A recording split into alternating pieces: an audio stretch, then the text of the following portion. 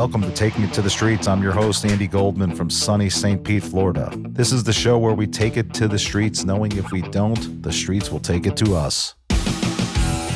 Welcome to Taking It to the Streets. It's Andy Goldman. Another day, another episode. This show brought to you by Wrightwood Medical. Wrightwood can be reached directly at 773-848-7100 or online, www.wrightwoodmedical.com with a W, W-R-I-G-H-T-W-O-O-D medical.com. They're your leader in used, refurbished medical equipment. They also love buying back your old and unwanted equipment. Mike, one hell of a wild card weekend. It was one for the ages. I don't even know where to begin. It just felt like it was unbelievable. It was everything we've talked about pretty much for the entire season wrapped up into one. The whole argument, the whole conundrum of is it parody, is it mediocrity was, to me, what screamed out during the entire round on every different level.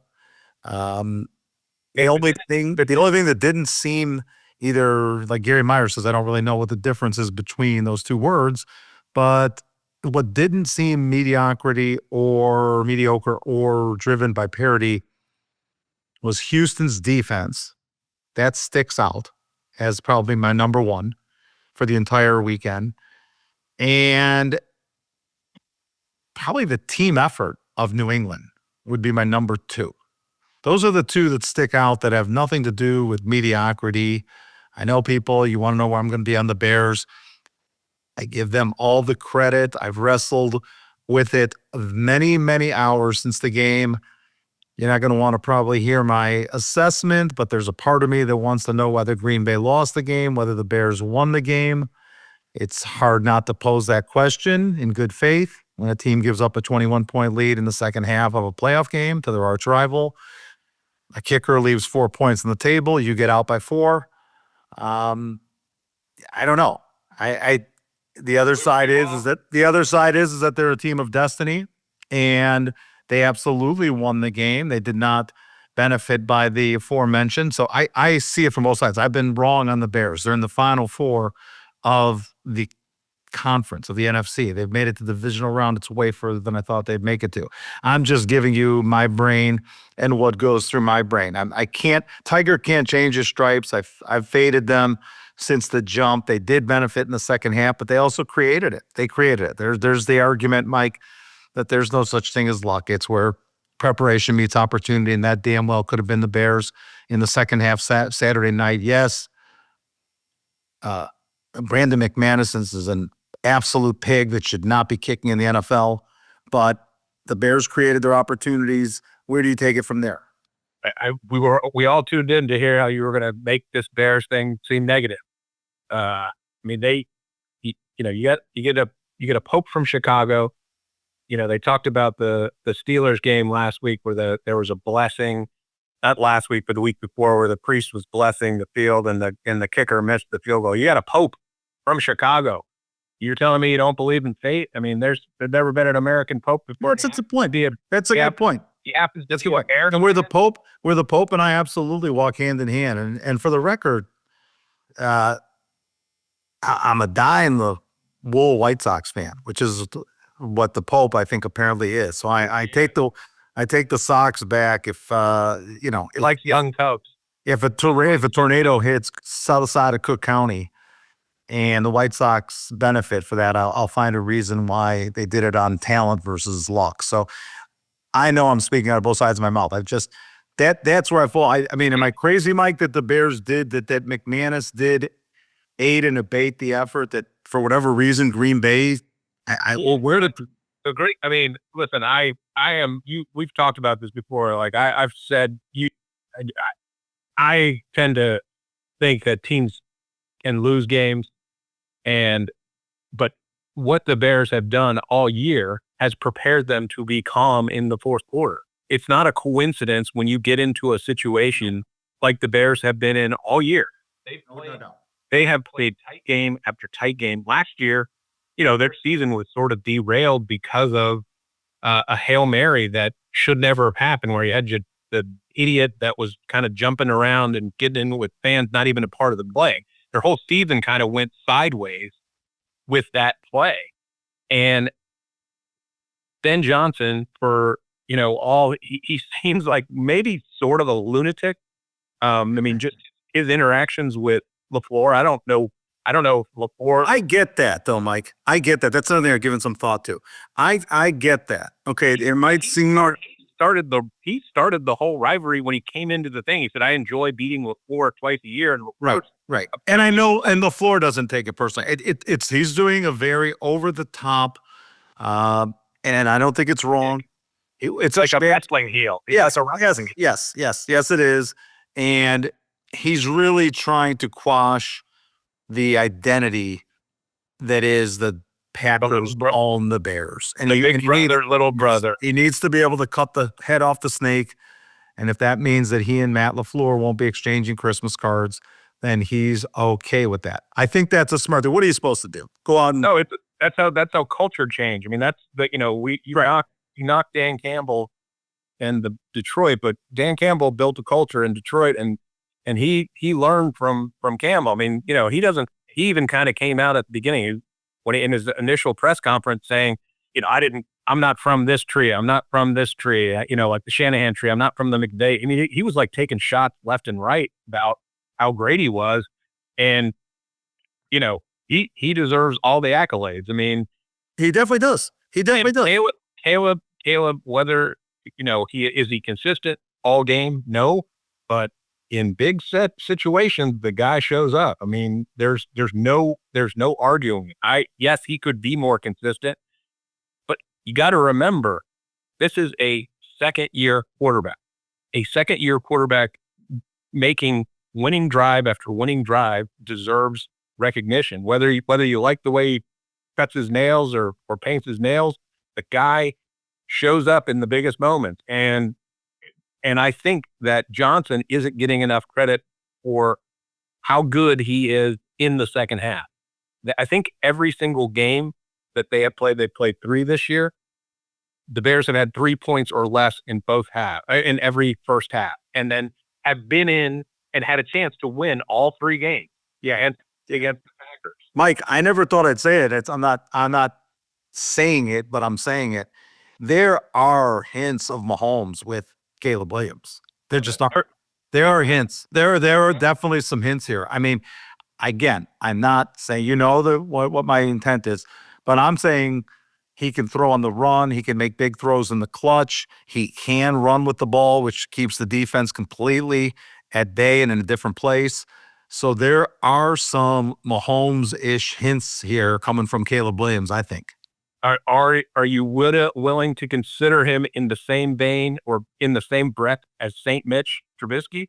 I mean, is he that good yet? Well, no, because he is not a Pro Bowl alternate, and he pretty much has gone to the same place that Mitch has. I mean, Mitch never made it to the quarterfinal. He won. Did he win a playoff game? I don't think so. They weren't. It was a while. They were in the divisional game twice. They were in the divisional game. They had a bye, actually, believe it or not, twice underneath them. Whatever. I know you're saying. I'm not giving him an effort, but I am giving him that he's got this. The ability to throw on the run is insanely difficult. It's insanely difficult. He can do it. He can throw on the run with a guy diving at its feet. Yeah. He jumps and makes, they've got that Jordan thing where he looks like Air Jordan, the Nike logo with Air Jordan. And it's like, if there's ever a city that has deserved a quarterback, an exciting quarterback. Oh, totally. Chicago. I mean, like Tampa's not, we got 1 year of Brady and Baker's exciting, but we've never had a great game-changing quarterback, unfortunately. Well, Steve, talk to you. How do we quantify or give Tooney all the credit for how bad Kansas City has been without him and how great the Bears have been with him? I mean, doesn't Tooney get solid recognition? I think that's an oversimplification. I mean, they didn't deserve all the credit. I think he deserves a lot. I think he's certainly stabilized it. But Kansas City, you can take a look at what happened in Kansas City, and I don't think if Joe Tooney's there, their season is. No. I don't either. I don't either. I'm just talking about life for Mahomes, life for Williams is a lot easier with Tooney as the guard. Yeah, but that's unfortunately for teams like, Chicago is still in the sort of salad days because they're in a great situation cap wise because they don't have to spend $50 million on a quarterback. No, not yet. That's 2 years coming from now before they even have to make a decision about it. So that gives you opportunities. I mean, this is sort of Where KC was. Where KC was. Yeah. Yep. And but what happens eventually is the bill comes due for everyone, and these you're starting to see if you hit on a quarterback, especially a young quarterback, it is a transformative situation for your team. I mean, New England has won 14, 15 games, and you can say who they haven't played anybody. You can knock them all you want. They got everybody that they signed in free agency that contributed was amazing. Like Milton Williams was great. I mean, they spent their money well, and they spent a lot of it, and that gives you such a advantage. But Mike, Poles deserves a lot of credit, and I'll give him all the credit in the world with this draft because, like you just said, he gets to postmark the due date on the bill 5 years out with an incredible draft. I mean, Odunze is great. Luther Burden is great. Apparently, I mean, those guys are not going to get paid until so the Bears are cap friendly in a sense as it relates to rookie deals. They're very friendly. I mean, I think the Bears are better situated than like the Packers are because the Packers have already paid Love. And so, and they paid Love relatively cheaper than some because, I mean, remember they initially had him on that they gave him a weird deal where they didn't really franchise him. They gave him half the franchise, but then he earned the full deal. And that does create a burden on you. Now, the really good teams can work around it. And, but at this point you're playing with house money if you're the Bears. Right. The team I was sort of most disappointed in, and not just because I picked them to win, was I thought Liam Cohen got out coached flat out. I mean, I think he's done a good job this year. He got absolutely out coached. How many runs did ETN have on Saturday or Sunday? I don't know which day it was. Or the football. So when they ran the ball, they got what they wanted. He ran the ball 10 times and averaged 60 yards. And you're like, that's criminal. And how did I say last week how the Bills were going to beat him? You're going to let Josh Allen beat you. That Josh Allen can single-handedly beat you. So how do you keep Josh Allen on the field? You run the ball. Yes. It was couldn't agree more. It was there for the taking. And Lawrence kind of turned back to the Lawrence that we know and love from Clemson, the doof who can't throw anything. But I really thought Cohen, for as good of his job as he has done this year, I don't think he was ready for the stage as much as Lawrence was. I think the coach deserves a significant. I mean, I think if he went back and looked at that, he's going to learn that we're gashing this team on the ground. Oh, it was unbelievable. Everything they wanted. They kept running Lawrence, and I'm like, why? I mean, ETN on the outside was. How about what Tootin was doing to him? Tootin. I mean, I have a feeling ETN won't even be there for how good Tootin has looked. Like you can't spend that much on a running back when you have an expensive quarterback like Lawrence. And you can go with Tootin as the full-time guy. Yeah, and get another guy. And I'd rather we'd always rather have him the offensive line. But I was unimpressed with Cohen for as good of a job as he has done this year. I thought he got out coached. I agree. The Rams game was bizarre also. And it's two reasons. You have to listen. You should listen to the podcast the week before because you kept saying the Bucks and the Panthers are live, and then you picked against the Panthers. You got to listen to what you say, and you've been touting the 49ers all year. I mean, I picked your games. If you had taken the games I thought you were going to pick, you would have gone 2-1. I know. The Panthers. The Panthers are a weird weirdly bad matchup for the Rams, in my opinion, because they have these big receivers and they have tiny little defensive backs. And I think that the I just think that the Rams kind of showed just enough because they weren't in three tight end personnel all that much, which is how they kind of been throughout the year. I think they were maybe hiding some stuff, thinking they could win, and they got a dogfight. And I'll give Carolina credit because Carolina's me too.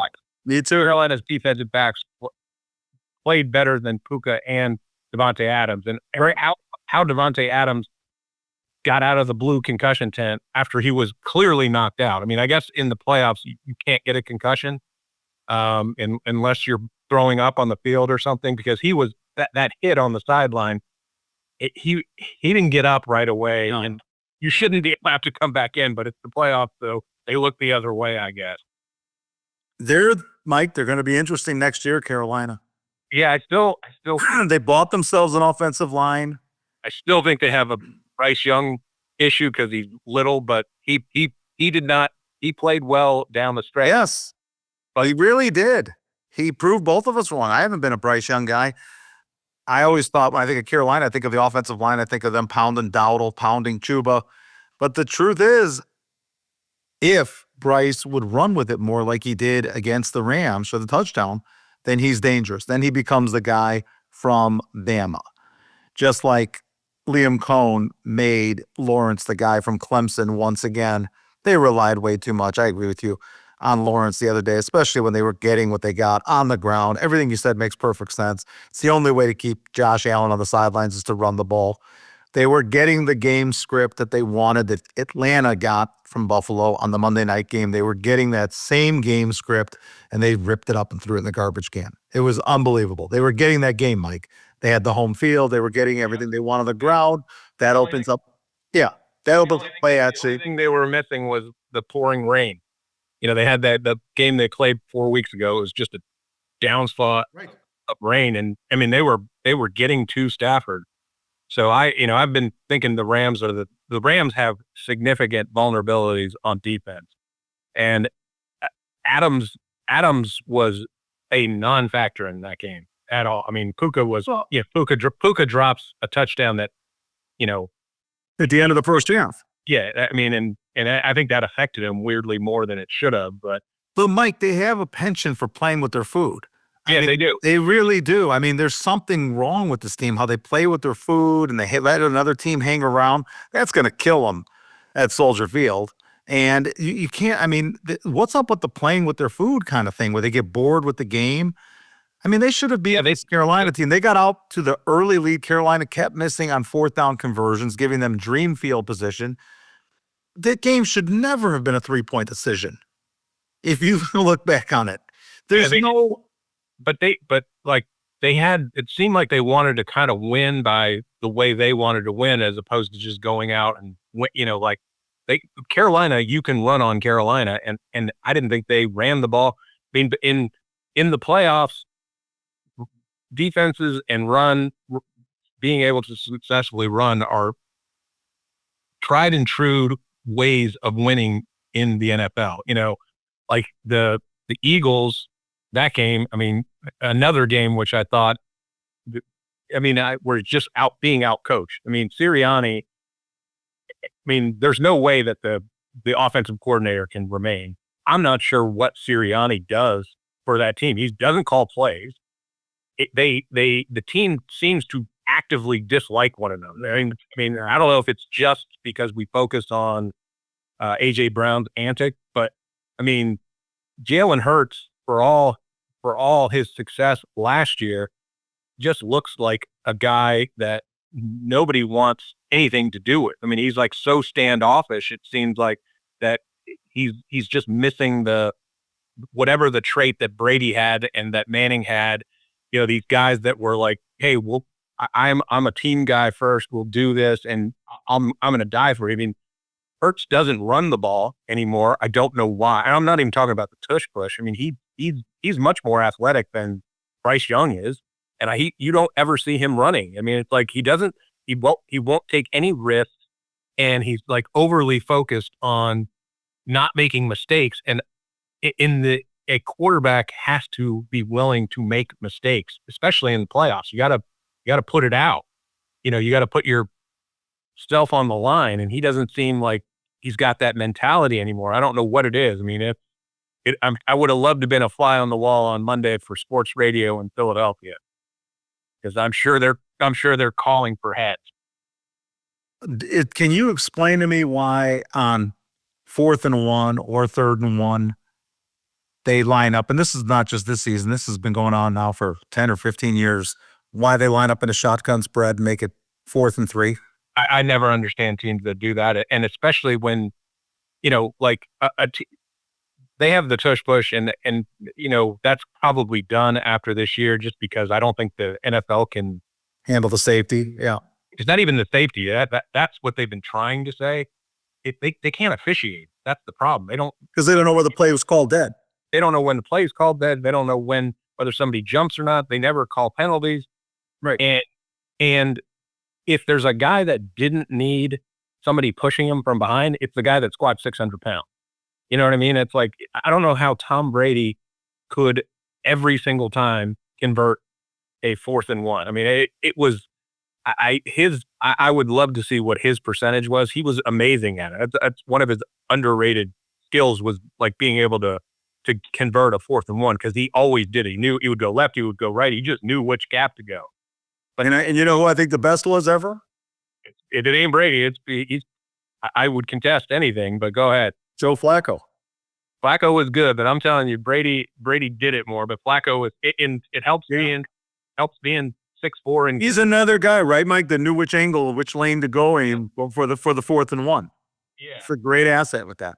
But I gotta say, I mean, there are so many coaching vacancies, and I'm not excited about any of the candidates. No, like maybe the guy Minter from San Diego, who's a Michigan guy. Nagy, I think he'll be great. He makes you seem great. I remember the Nagy errors differently than you, but I also haven't canonized Mitch Trubisky. Yeah, I'm waiting for the Pope. That'll be their first saint. It'll be Saint Mitch once he gets his 3 miracles in. I seem to talk about Trubisky and Nagy like it's Holmgren and Favre.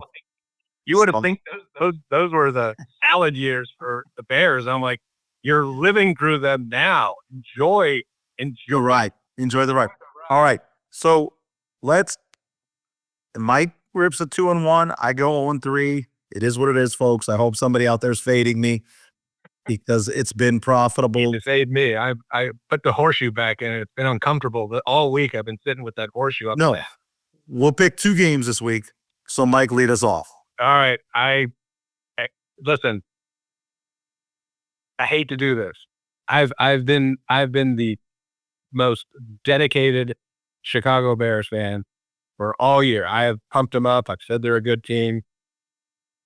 I don't think we saw the best version of the Rams. I think the Rams sort of played a little coy.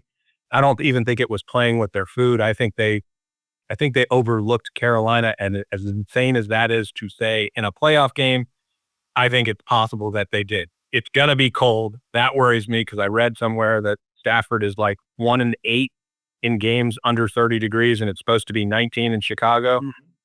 I think that the Bears defense, the Bears won last week with every metric working against them as to what has been successful for them last year.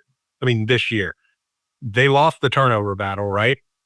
I mean, they like all year they've been winning with the turnover battle. They didn't win the turnover battle.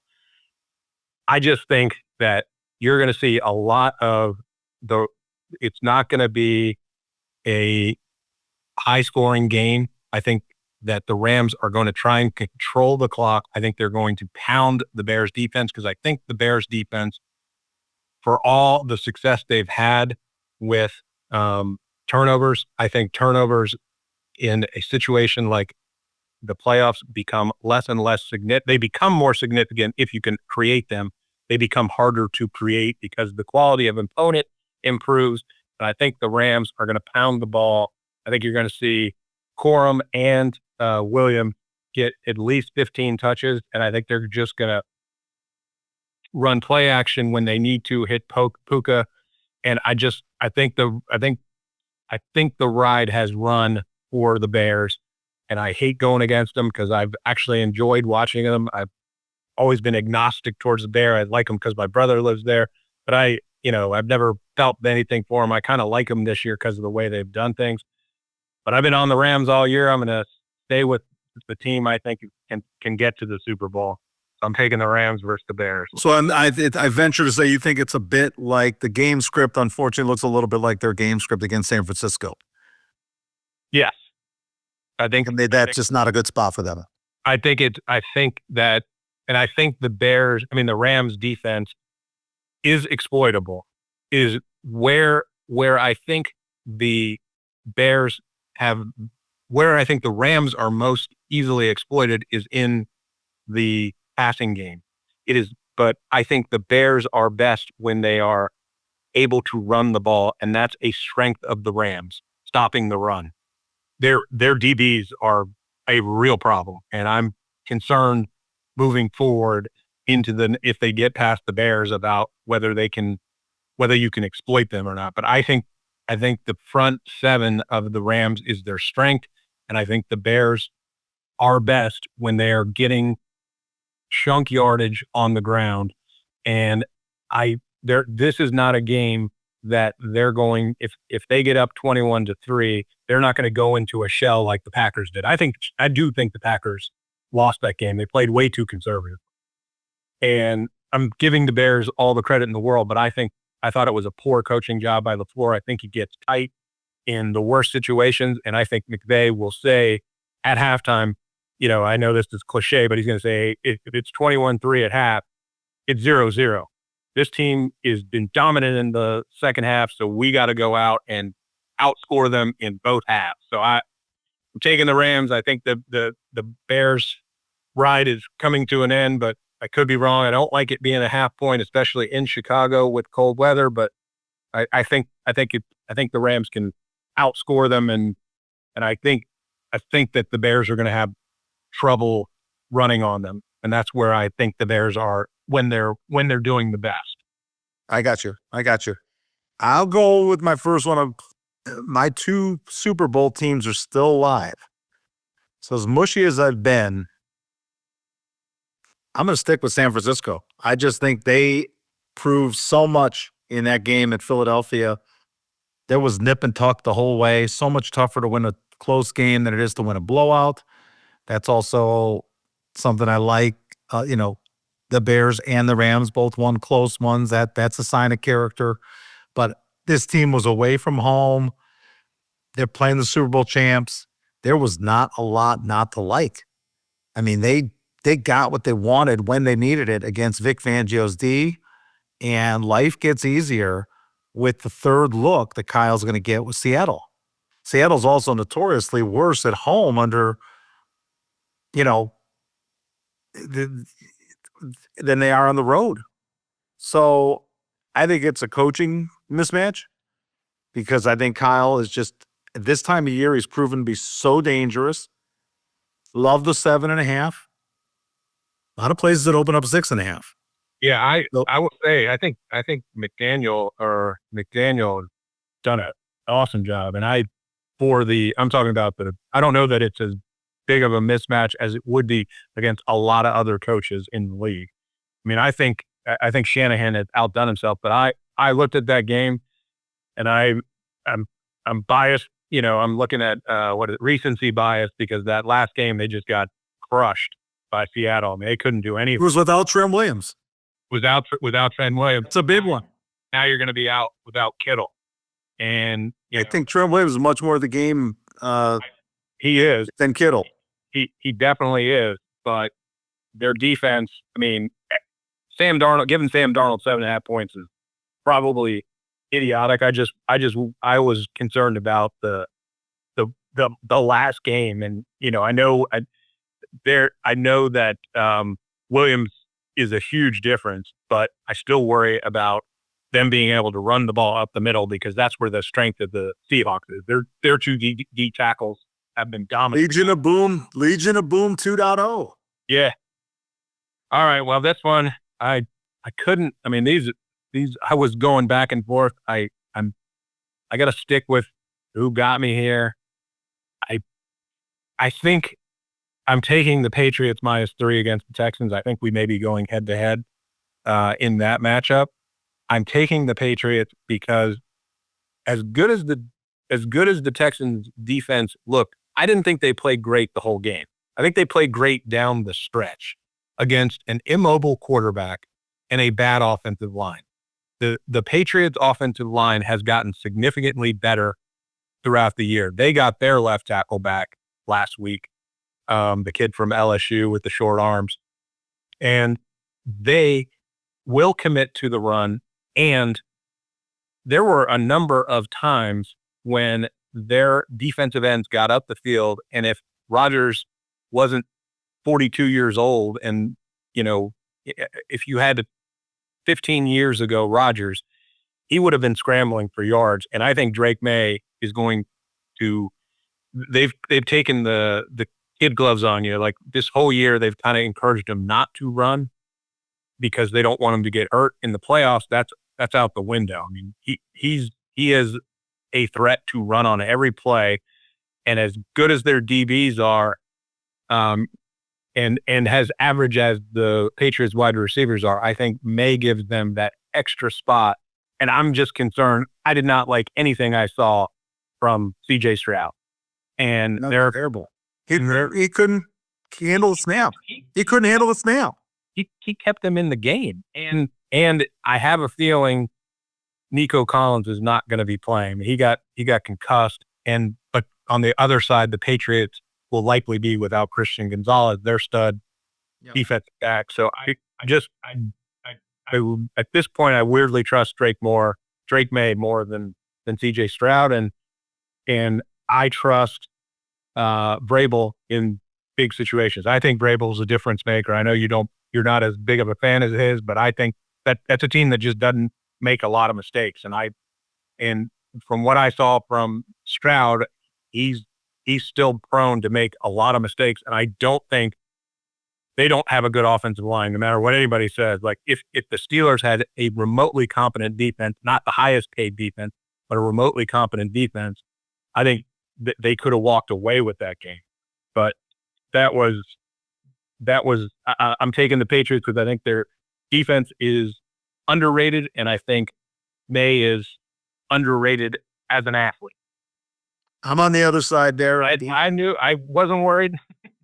You shouldn't be because you've owned me this year. So defense travels. The other side of that argument is defense travels.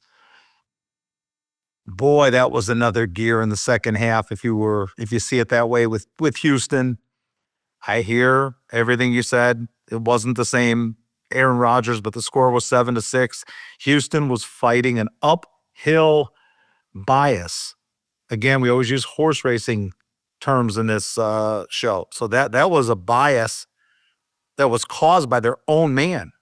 Yeah. Which happened to be CJ Stroud. So they were fighting an uphill bias, which is almost impossible to get over. To make a crude analogy of what an uphill bias is in horse racing, it's basically pissing upstream, folks. Okay, that's what the corollary would be to make it understand. When your quarterback plays that horribly, you don't have a chance. And somehow, some way, if the defense decides that they're not going to let the other team score a touchdown, then that team to me becomes an elephant in the room, a bull in the china shop, a very dangerous entity, because they wouldn't let it get him down. They would not let him get down. And if CJ is that bad, then I can't see Stroud being that bad. And I do think something you touched on, I'd rather play without Nico than I would Christian Gonzalez for New England. Because this Houston team, Mike, they're dangerous. They are absolute with that menace of a defense. I just think it could be their time. Yeah, they're so hot too, Mike. They're so hot. What are they? 10 in a row? Well, I think New England. Didn't they start 0-3? New England played 13 out of 14. I know, but New England's played nobody. And Who the hell have the Texans played? And the Texans have played the close play schedule. now they're the AFC South is this great juggernaut. It's not a 400% winning percentage for the season. But it's not. Here's the issues that Houston has had all year has been on offense.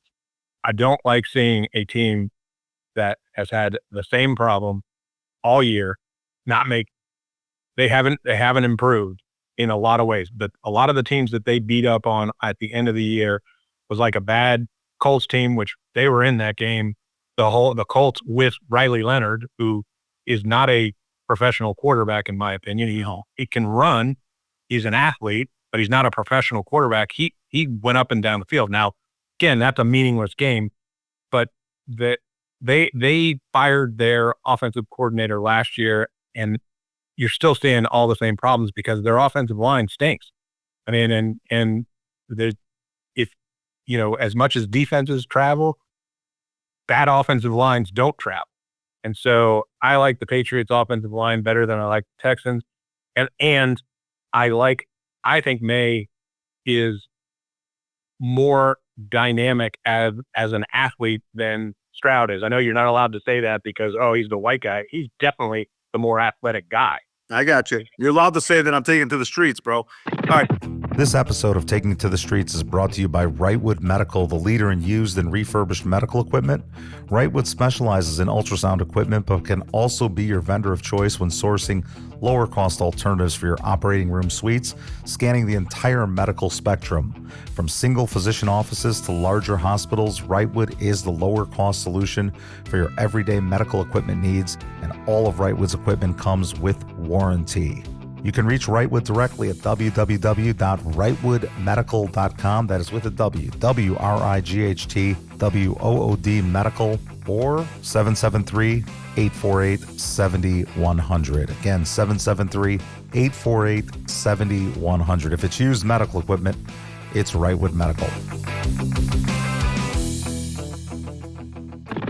All right, so you didn't at the beginning, you didn't give a Super Bowl match. You did say you like the Rams. You did say you like the Rams. Rams and the Broncos. So I have my two teams. I wanted to take the Broncos, but I've learned my lesson with Allen. I think it's the exact same situation as last week in that game. I think if Josh plays perfect, they can win. That's a hell of a lot to put on a guy. And I worry about Bo Nix in big situations. I mean, he's kind of come back, but it's like the first 3 quarters the guy's missing in action, and then he shows up in the fourth quarter. It's like, why don't you just tell him it's the fourth quarter and he needs to do this?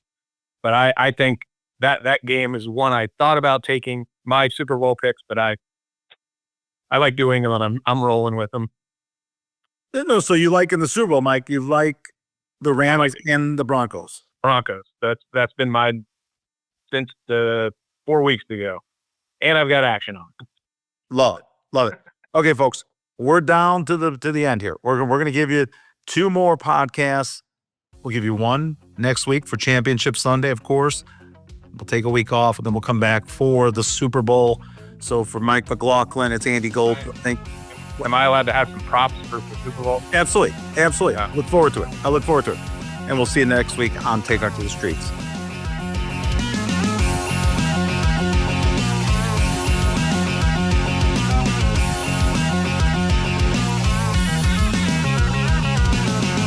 Goodbye from St. Pete. And remember, folks, you're only as good as your last trade. So never too high, never too low, till we meet again.